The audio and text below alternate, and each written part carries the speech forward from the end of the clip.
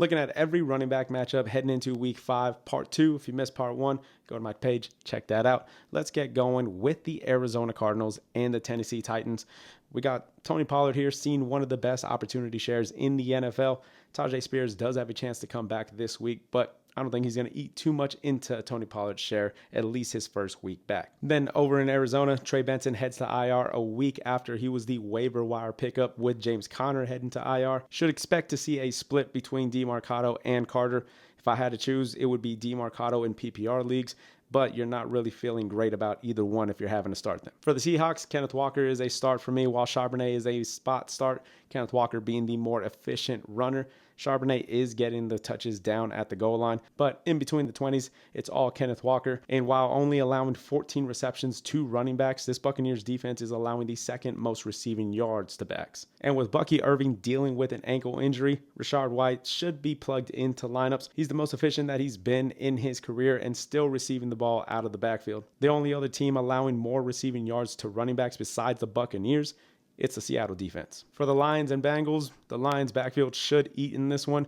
They're one of the best running games in the league, while this Bengals defense is one of the worst at defending it. This game is the largest spread on the weekend. The Lions should be grinding this one out with their two running backs. Chase Brown had just his second double-digit fantasy day in week 4 against the Broncos. Still can't really be trusted, especially going against a Lions defense that's allowing the 7th fewest rushing yards per game, second highest stuff rate in the NFL, while this Bengals offense is allowing the highest stuff rate at the line of scrimmage. Omarion Hampton was the only running back for the Chargers that saw a touch in week 4.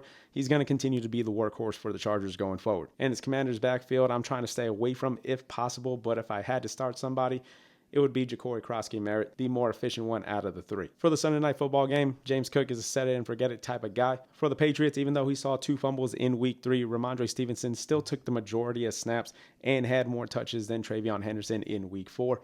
He's been the more efficient runner. He's been getting passes out of the backfield.